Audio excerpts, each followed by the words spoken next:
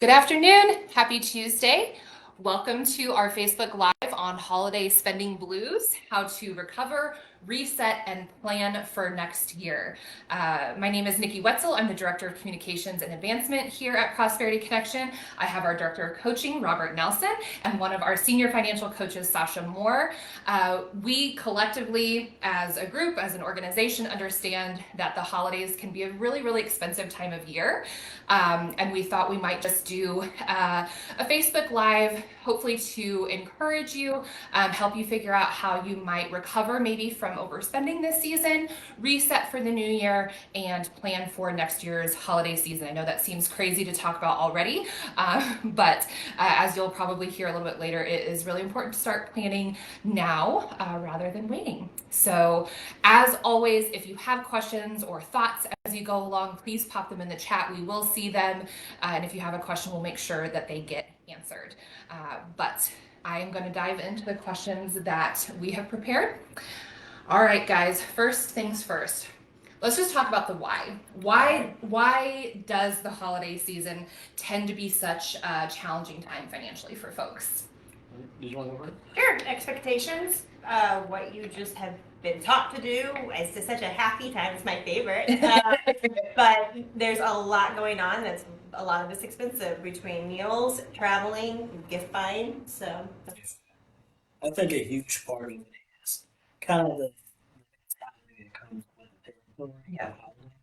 where everybody's giving, I have to give, and we fall into a place where we kind of lose those um those boundaries or that mindset of I feel like throughout the year we're easy to say, oh, I can't go to Applebee's, I can't afford that, I ain't got the money for that. But we complain about money, but around Christmas time it's It like, goes out the window. oh, I gotta give little Johnny a gift because my sister be mad if I don't get my nephew a gift, and we really let that stuff sway what we do. When in actuality, it should be more of just being logical and realistic.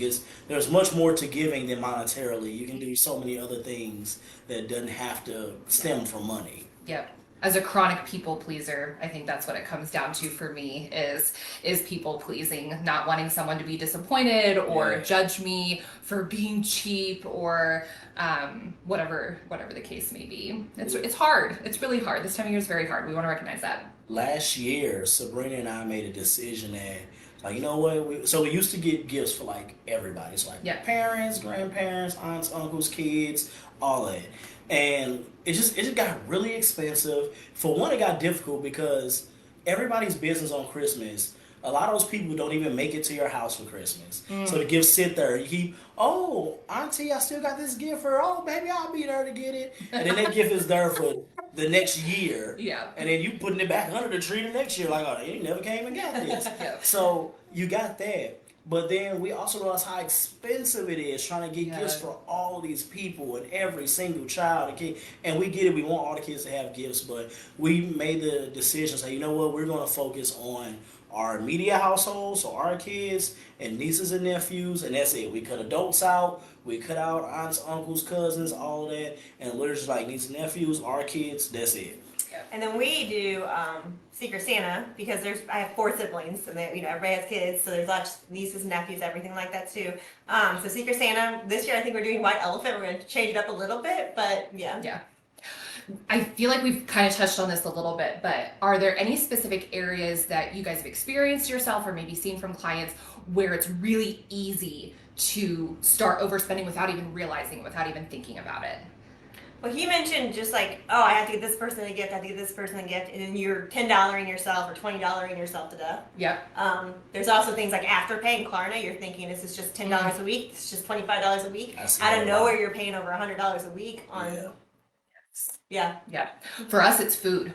Like Um, we're the host family usually, and so I love providing food, I love cooking, I love baking, but you start and there's typically 1, 2, 3, 4, 5, 7 of us. So, you start buying, like just over Thanksgiving this happened. We wanted to do like a non-traditional meal over the weekend, so we did like ribs and a baked potato bar. Do you know how expensive ribs are for 7 people? Okay. We bought 4 racks of ribs, and it was like, oh. So then the family offered, like, hey, do you need us to Venmo you money? And we're like, yes, please, actually, because we did not, like, it just escalated. Like, we were like, oh, like ribs and baked potatoes sound fun, and then you go and buy enough ribs for 7 people. It's like, oh. So I feel like food adds up really, really fast, especially with cost right now. So we're gonna get into some more tips and suggestions later, but just kind of calling out how it can get so expensive. Yeah. Any last thoughts before we move on? Nope. I think karma is really big. That's such a good Nickel and example. dime, and Yes.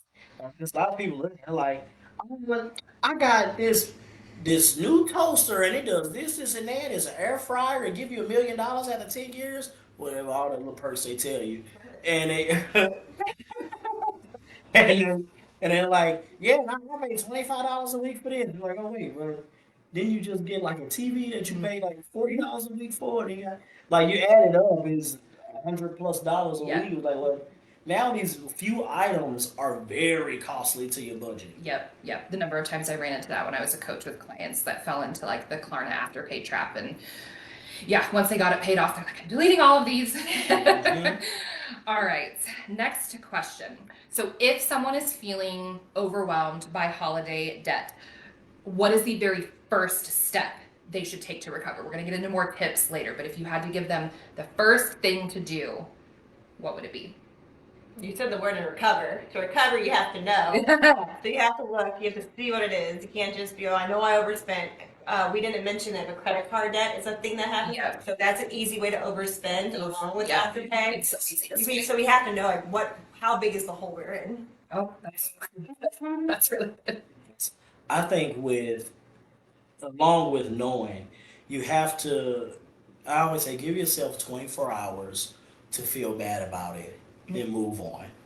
Like, it's because a lot of times we'll get to a place where we get analysis paralysis, we harp on it, and then it becomes that point of time in our life where we're like, oh, the Christmas of 2024, I was doing good till then, and it's just like, okay, but we got to create a plan. Yep. So allow yourself to feel sad about it. We got to get those emotions out, and we can beat ourselves up. Give yourself 24 hours to do that. Once you're done, put it in the past. It's over. Let's move on. Yeah. And then start focusing on building a plan and building a future the next year. I like that. I'm going to be shameless. Call us. Oh, yeah. Work with Sasha. You know, that's what we're here for. Once Absolutely. you've given yourself 24 hours to, Moping. well, actually, no, you need to do Sasha's step first. I freaking love that. You have to know. Like, Yeah. it's not enough to just know that you've overspent. You have to know, I spent $3,462 this holiday season, and that's what I've got to pay off. So give yourself a minute to feel the things, and then call us. So 1, 2, 3 steps. And I'm gonna add to Sasha's a huge part of that no is research. So Mhm. like some of the indicators may be that you feel it. Like Yeah. I wasn't feeling like I was living paycheck to paycheck. Now I feel like I'm living paycheck to paycheck. Or like I wasn't touching my savings. Now I find myself touching my savings. These are small indicators that something went wonky in your budget. Yeah. So you're gonna have to do some research and look back and start looking at those trends and say, oh, it was this much in Christmas.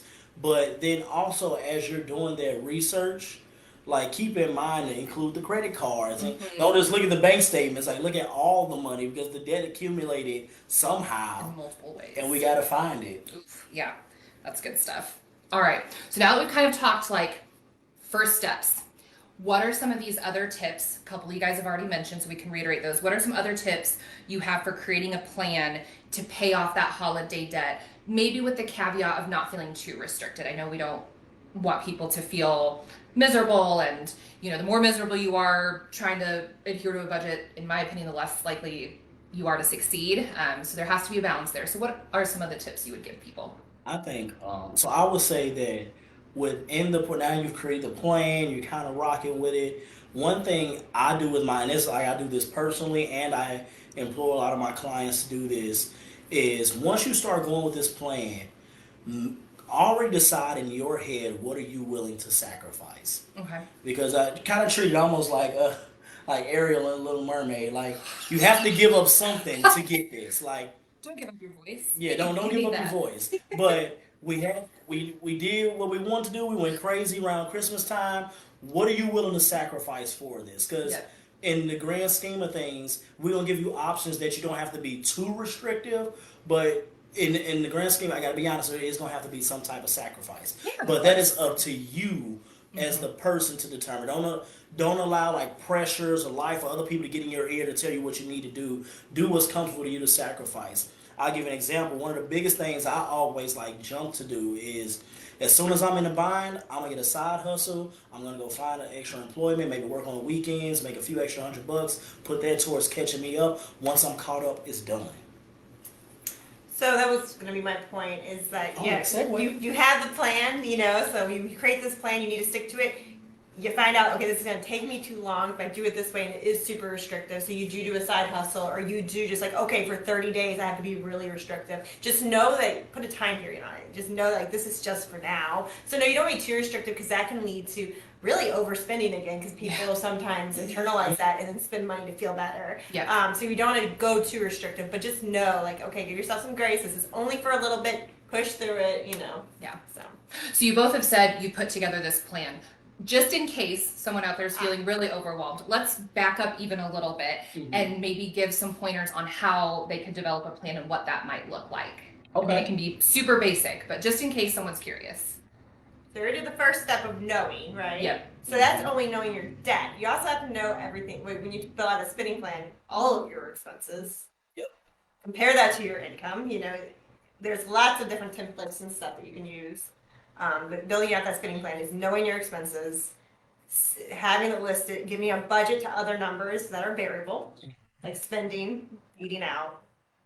And once you do that, then it's just a matter of strategy at that point. I see how much money I bring in. I see how much money I'm putting out. So now, at the end of the month, does that number come out to a positive number, a negative number, or zero? Our goal is to get that number to come out at zero, meaning every dollar has somewhere to go. You don't have money owed, you don't have money left over. Yes, spending money is a category. Yes, savings is a category. The goal is not to be broke at the end of this. The goal is to have everything categorized so we have money everywhere we need it. And sometimes it's just us filling in the blanks. So that's kind of where that restrictiveness comes from, because if that number comes out a negative, I got to start cutting in places to bring that number back up to a zero. And this is a less likely outcome for most Americans. But if that number comes out a positive, kudos, first of all, you're in a very good situation.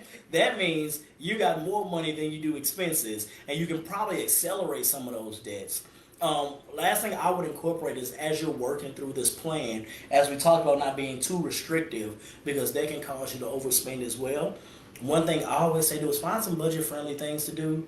Go to the zoo, go hang out at a park, go find a free show somewhere. There are a lot of little communities who do these kind of things, and you can literally go with $0. Pack your little sandwich and or whatever you want to do as far as food, but you can do stuff that's very low cost that is also fun, that won't put a strain on your budget. So it may take a little work finding those things and doing them, but I think that's really going to help with that restrictiveness of like, oh man, I can't go out to eat at my favorite place, or I can't go to my favorite bar, but you know, it's supposed to feel nice Saturday. I'll go out to the zoo and check out my favorite animal. I'll go out to the art museum or the Missouri History Museum, and just go to these different places. And that's the beautiful thing about St. Louis. By and large, we are a very budget-friendly big city compared to most others.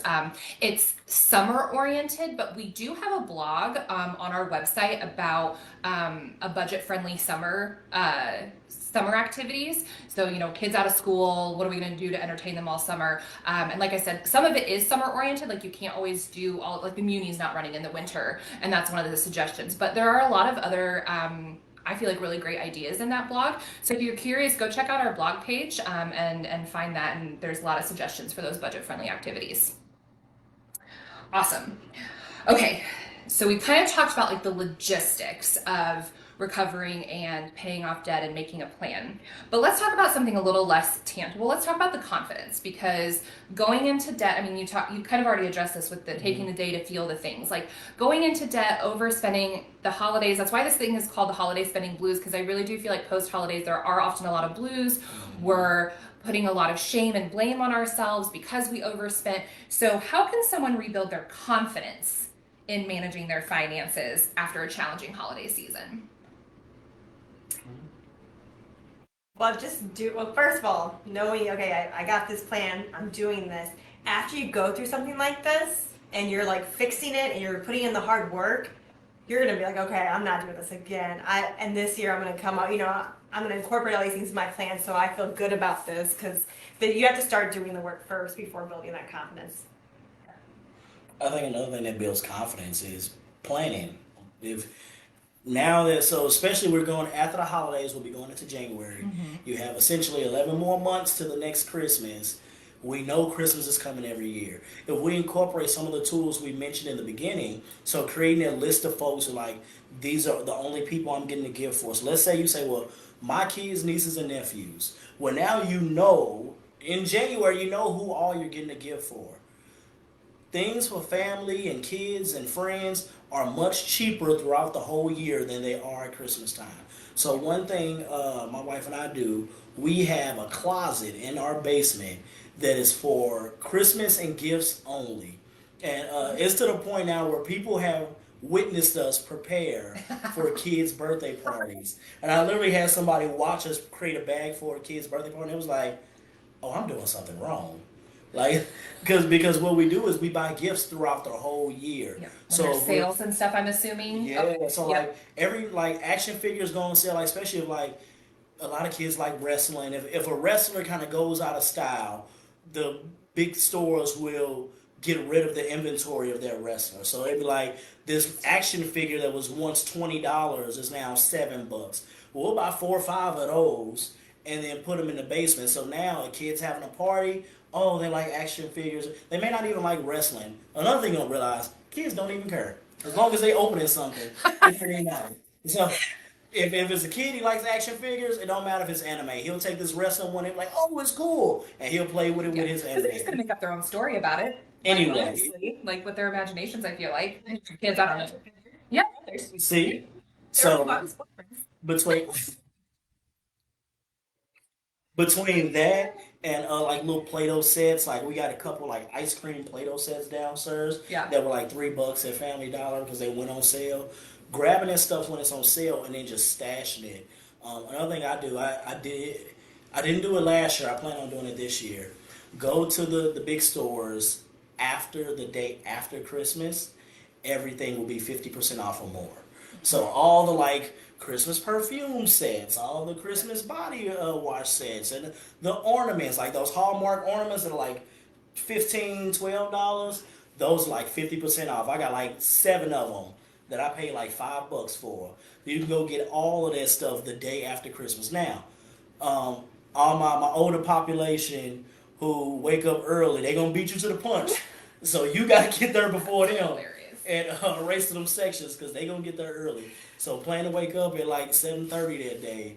But I have been doing it for the past few years. Last year was the first year I didn't do it, but I'm hitting it hard this year. Yeah. I'm going to put you on the spot a little bit.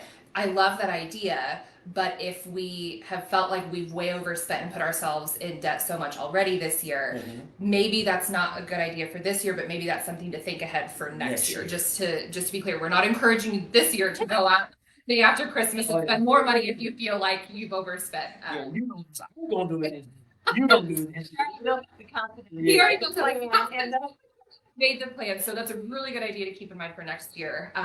If I can chime in, one of my things that I love to build like my confidence and that I've read in books around like building habits and goals is to give yourself small, quick wins.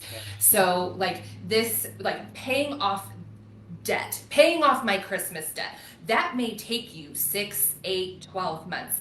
Give yourself something that is accomplishable in the first, is that a word? Whatever. In the first like 2 weeks to the first month of 2025. Maybe that's get this one thing on Klarna or Afterpay paid off, because those small wins feel good. It boosts the serotonin or whatever and like makes you feel more confident. So break up that debt plan and give yourself something small that you can accomplish right away, and then give yourself those milestones.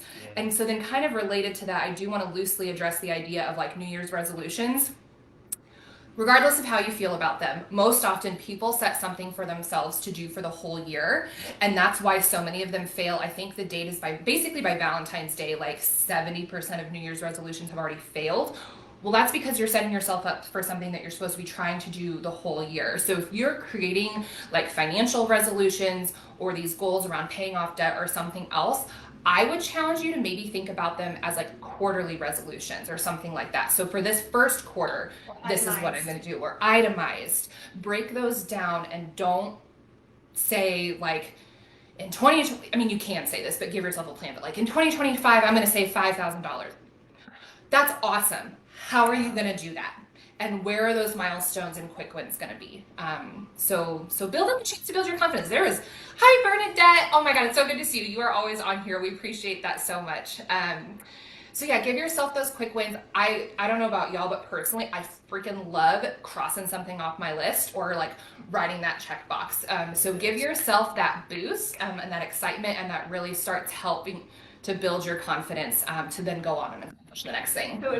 Oh, sorry. If we created that plan per se, it's all on there. And I love, and the one I have, it has the beginning number and then it has the number you have. And I love just that number getting smaller. Yes. The countdown. Yeah. So, I mean, just seeing it like on paper, an Excel sheet or something like that. Yes. Yeah. One idea you reminded me of is too, what you can do, and this kind of helps with those small wins, is you can do things like open a savings account specifically for Christmas and savings, but you can also gamify your savings. Same here. By like say, so in a month, let's say you're like, okay, well, I'm gonna try to sacrifice something once a week and put that money in my Christmas account. So maybe you're like, what can I get rid of? What can I get rid of? And it's like, I really want Starbucks this morning. Well, maybe, grab a cup of coffee at work if you have access to that, or like make a coffee at home if you have access to that, and somehow skip on this cup of coffee at Starbucks, and that $5-10 you're gonna spend on that coffee, throw it in your savings account, and just kind of making it a fun little way to be like, okay, where can I cut in my daily spending to make a little extra money? Because $10 doesn't seem like a lot, but if you did $10, just $10 every single month, in 10 months you got $100. Yep. That's a lot in 10 months with only doing $10. So just little wins like that, or just like, yes, and then I found myself when I do stuff like that, I feel really good after. It's like, man, okay, I didn't spend that money on it. I did good today. I did good. I should do that with myself with books. I wanted to touch on the whole account thing. They do have like holiday club accounts where you can't access the money until November, and that helps people as far as like, I can't touch it, yay. I don't love the rates always do, there's lots of different options out there for that. So I'm not saying to go get a holiday club account, but they do have stuff that is geared towards that, or just putting into a totally separate savings. High yield savings. Just, yes, the ones earning more interest, but you're still, in your head, that's still your holiday. Yep. If anybody's not familiar, Sabrina says skipping Starbucks doesn't sound fun. It's also not just $5. It is like, especially my drinks with all the customization. For anybody that's curious, high yield savings just means that your savings account is earning a little bit extra interest than like in maybe a traditional bank. So a lot of big traditional banks, you earn like 0.01% interest on your savings, whereas you can go to places, I think we have one with UFB Direct. I've seen Alliant Credit Union. Is it Ally that usually has a good one? Ally has a good one. Even Capital One. They're all at like 4 to 5%. So no, you're not going to get rich in a high yield savings account, but I mean, adding even just a little bit of money basically for free just by having your money in this account could be a good idea. Don't spend more than 30 minutes looking into and deciding on a high yield.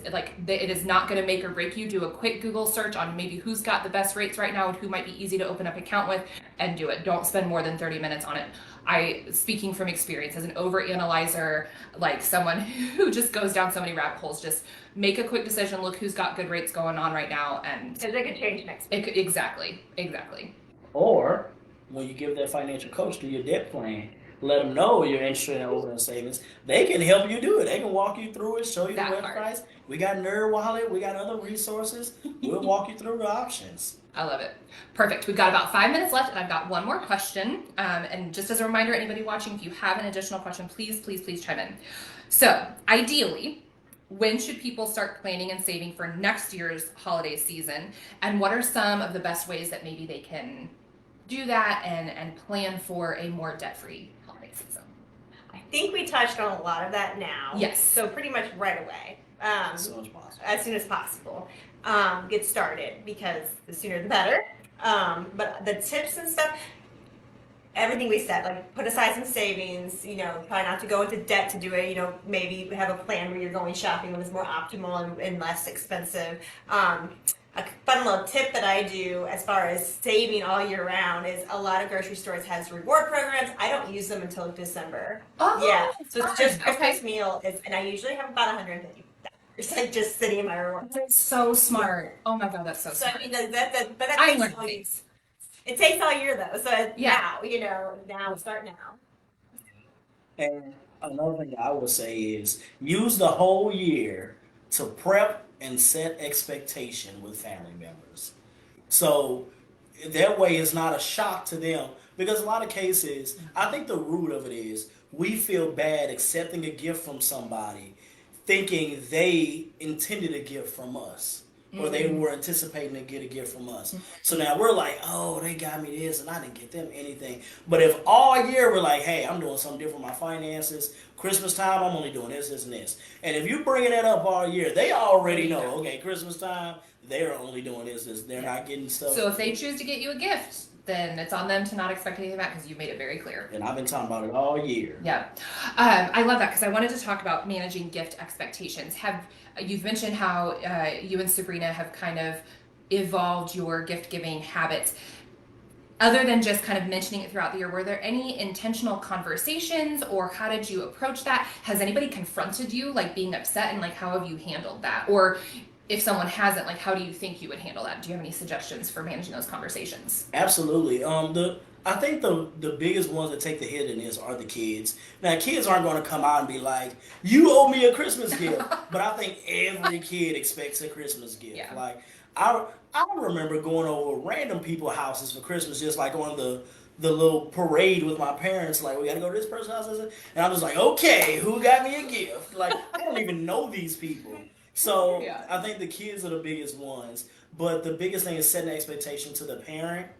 And then, like, so for instance, a lot of, like, I have cousins who have kids, and I basically went to them like, hey, I'm keeping it cutting a little close to the cuff this year, so we not getting any kids but our kids gifts this year. And they're like, okay, yeah, that's cool. That's like, yeah, we was actually gonna do the same thing. And it's funny you get that. They're like, oh, well, we were thinking the same thing. Now they're relieved. It's like, cool. I don't have to think about getting your kids a gift. You didn't think about getting my kids a gift. We can move on. There's no shame in it. I think budgeting actually, like, that's a big thing this year, right? Yes, I mean, like, yes. there's no shame in it at all. This Yeah. is not being stingy. This is not being cheap or anything like that. Like, Yeah. this is making good financial decisions. Yeah.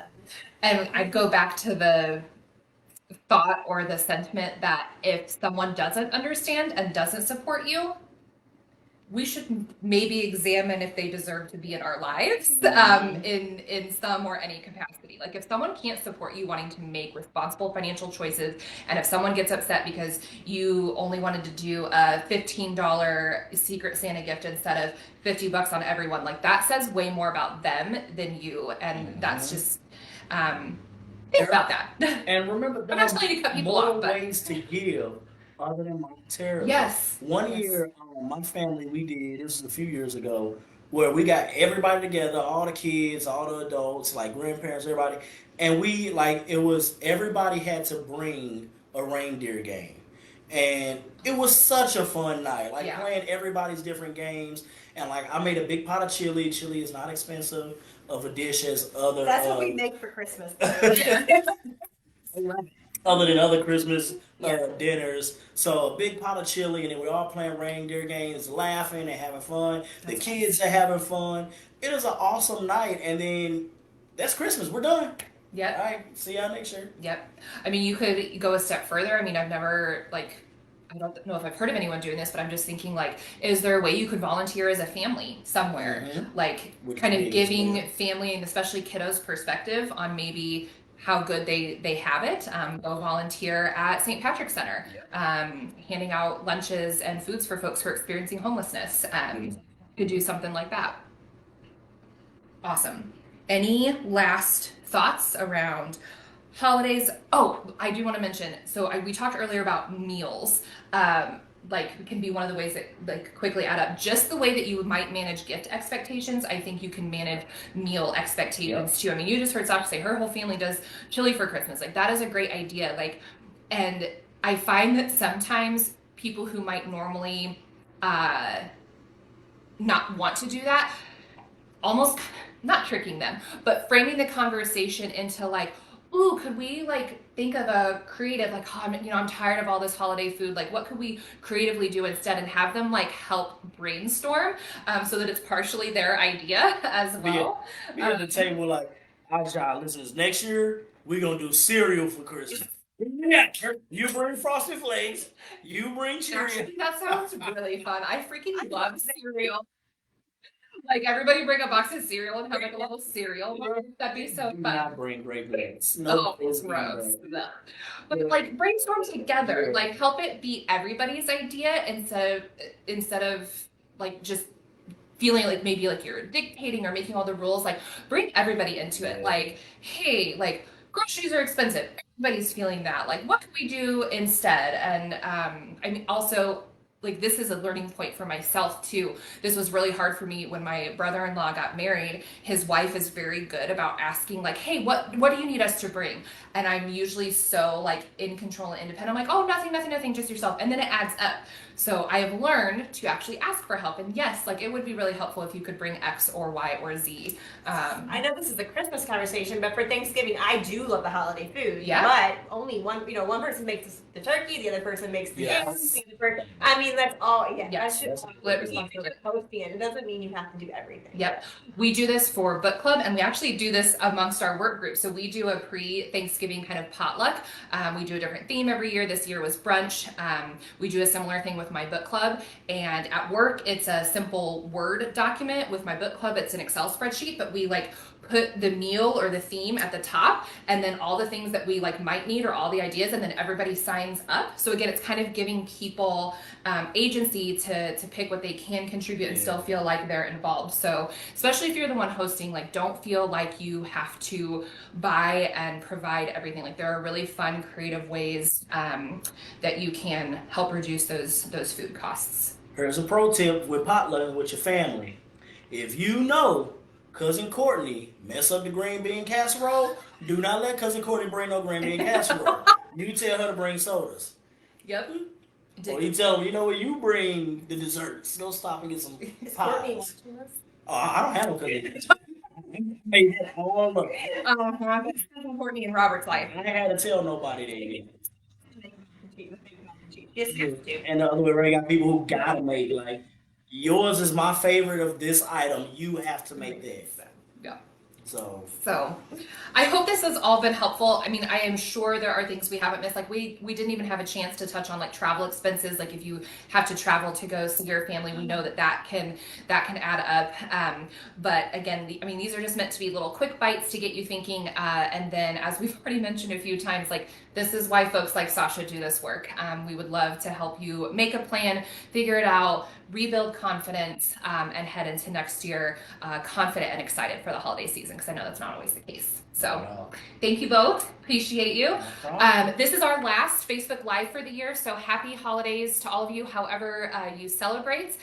We will be back in January with our quarterly classes. So they'll start Thursday, January 9th and run the next 4 Thursdays. They should be on our website already if you are interested. And then we'll be back with Facebook Lives in February. So thanks for joining us. I'm so glad, Bernadette. Thank you so much. Happy holidays, guys. See you later.